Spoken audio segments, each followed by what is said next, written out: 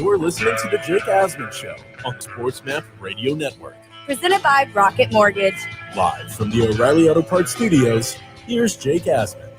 Huge Game 4 tonight in Atlanta between the Hawks and the Bucks. Trae Young is questionable for tonight's Game 4, dealing with a bone bruise in his foot.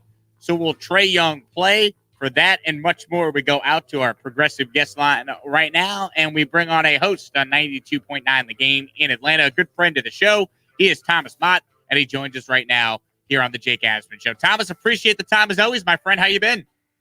I'm great. Listen, I woke up today. It was raining in Atlanta. I thought it was a bad omen, but just as you called, not even kidding, the sun is shining, and I think the Hawks are going to win Game 4. How about that? All right, so we're starting with the big prediction. So let me ask you this. If they're winning Game 4, is that because you're assuming Trae Young is going to play? Yeah, so Trae is more than likely going to play. People I've talked to is that he will be out there. He will start. The question is really going to be how effective he's going to be. I think that the issue in Atlanta right now is if you have 70% Trae Young, do they win the game tonight? I don't think so. I think you need at least 90 to 100% Trae Young, which is probably pretty hard to do with a bone bruise, right? Like, I've never had a bone bruise, but doing the research on it, it's going to be a pain tolerance thing. And the question, again, is going to be, is Trae going to be the center of this offense? Or, as you saw late there in the fourth quarter of Game 3, are they going to kind of hide Trae in the corner and have him just basically be a spot-up shooter? If that's the case, it's going to be a rough night tonight. But if he can play, and if he can play as close to 100% as he has of the entire playoffs, the Hawks have a real good chance to go ahead and even the series back up 2-2. Are they good enough to win a game where he is not their leading scorer? No, honestly, no, I don't think so. And it's not because they don't have good players around him. It's because the good players around him are all hurt. Like, a lot of people in Atlanta love to bring up the fact that DeAndre Hunter has been hurt. He went out with the knee injury and hasn't been back and won't be back the rest of the year. But to me, I mean, they really had to have DeAndre Hunter the majority of the season, at least the latter part here toward the final, 40 games or whatever. But around him right now, Bogi Bogdanovic has been hurt for the past, couple of weeks with a knee injury, and he's playing. He played 35 minutes in Game 3, but the effectiveness in the shooting is not there at all. I mean, he had 8 points in Game 3 and hasn't been back to his usual 22 and 8 that he had basically the entire regular season. And then around him as well, I mean, Kevin Huerter's been very spotty. He's only giving you 11 points a game, minus the 27-point outburst in Game 7. Clint Capella's been very neutralized so far in this series. He's been kind of a surprise overall. And so if somebody can step up and give you 30, like Huerter can, technically, or Bogi can, technically, but right now, if they don't have a full-strength Trae Young, the odds of getting 30 from somebody else are pretty rare.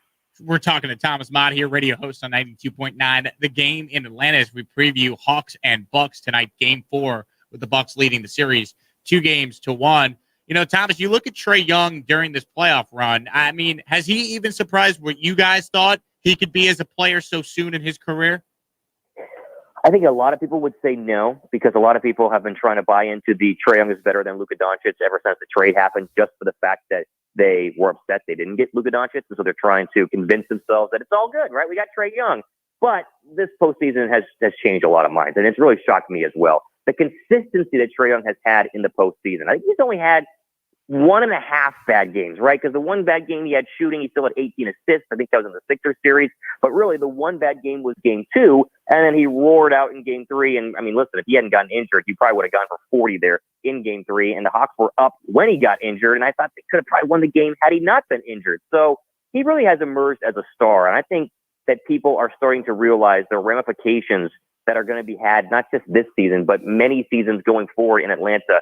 People are taking notice, right? I mean, I talked about a lot on my show where Trae Young, the past 2 years, could go for 45, and he has a couple of times, and it wouldn't even come close to leading Scott Van Pelt's Late Night Sports Center, right? Because there are other storylines and there are bigger names, and people just didn't really care about a losing 45-point effort by Trae Young, despite the fact that he still, to me, was a really great player and playing at a level very similar to Luka has over the past couple of seasons. But the playoff run has changed that. Trae has become a sensation over the past couple of weeks. And I think that people are seeing not only this guy is an absolute problem and we cannot find a way to defend him, but if you put another A-, B+ level star next to Trae Young, I mean, imagine the possibility of Trae having another shooter next to him in terms of future playoff runs. I think Atlanta is going to look back on this season, regardless if they win this series or not. I think that they still can. But let's say they lose tonight and then they lose Game 5.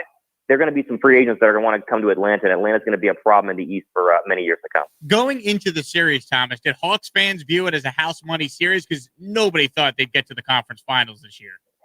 They didn't view it as a house money series, but they were very confident. Whenever Kevin Durant got eliminated in Game 7, I think the majority of Atlanta Hawks fans thought that they were going to win the series going into this because they beat the Bucks the last time they saw them. They played them 3 times this year, 1 time without Trae. So they basically split 1-1 whenever Trae was actually playing. And the time that they did play them, I was in the building and they dominated the Bucks. Like I was watching going, man, this is a top 3 playoff seed Milwaukee team, and the Hawks are absolutely, taking them to the woodshed, and they won by like 14. And not having to play Durant was a huge relief for all of us because there's nobody to guard Durant currently on this roster, especially with DeAndre Hunter out. So I think we went into this series with a little bit too much confidence. And so it wasn't house money. It was like, hey, listen, we're a good basketball team suddenly, because again, this is all kind of new to us in Atlanta being such a terrible basketball team the past couple of years, but we can beat Milwaukee. And I think we got a little overconfident in that. I don't think it was house money. I just think we were a little bit overconfident in terms of the fact that, oh, wait, Chris Middleton is still a really good player. Oh, yeah, Giannis, despite his free throw issues and his shooting problems, is still a really good player. And defensively, they match up very well against Atlanta. You guys really took the Knicks off the hook because with the Hawks doing this, it makes the Knicks look worse for losing to the Atlanta team in just 5 games. So thank you. Not a problem. Hey, listen, anything to help out your Knicks, right? Thomas Mott with us. You can follow him on Twitter at Real Thomas Mott. That's Mott with 2 T's, on-air host of Radio Mott on 92.9 The Game in Atlanta. I'm curious, Thomas, Nate McMillan has done such a great job since he took over there for Lloyd Pierce. Why haven't they removed the interim tag and just named him the full-time head coach yet? Man, that's a question that none of us can answer here. I think it's for just the distraction level of it. And I don't think making him the head coach would be a distraction. Personally, I think it'd be very well received in the locker room and could fuel them. But I think the Hawks probably see it as, listen, we're going to go ahead and, extend him. We're going to make him the permanent head coach. We'll just do it whenever the season ends. If they lose Game 4 tonight and they lose Game 5 on whatever it is, Thursday or Friday, I think the next day they'll probably come out and go ahead and announce Nate McMillan as the head coach. That's how I think 95% of us in Atlanta feel. There's 5% of people here who are a little interested in the fact that, hey, listen, the Hawks, again, all of a sudden, on a national stage, Trae Young has been showcased to the world. What if they want to just go out there and take a look and see who's interested, right? Is there a name that might be a bigger name or a better name than Nate McMillan out there that could be now interested due to the fact that the Hawks are a little bit more relevant?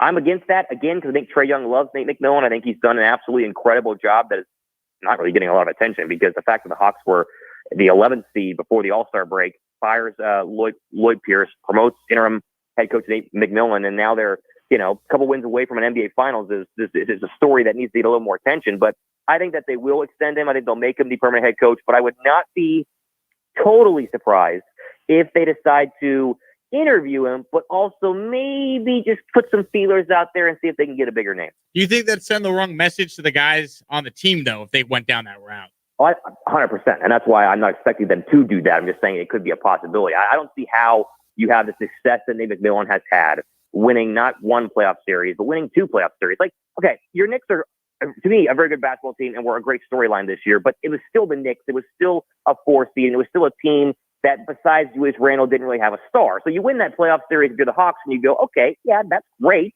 That's fun. We haven't won a playoff series in a long time. But winning the Sixers series where it's the 1 seed and it's a team and a franchise in Philadelphia that is like, I mean, they're right there in terms of going to an NBA Finals and being able to still lose Game 6 and yet come back and win Game 7 on the road was absolutely incredible. And so I think that you just couldn't look at Nate McMillan and go, you know what? We appreciate this year, but no, let's go get a different free agent head coach. I don't see that happening. And I think that, again, the relationship between him and Trae Young is the key factor here, because Trae technically can move on from Atlanta in the next couple of years. And so the idea of making him upset before that would be, to me, devastating in terms of the fact that he could leave. Thomas Mott with us here. Finally, Thomas, quick baseball question for you. I'm looking at the National League East standings, and a Braves team that was up 3-1 on the defending champion Dodgers in the NLCS a year ago, sitting there in 3rd place, 37-40 this year. Why in Atlanta have the Braves been so disappointing?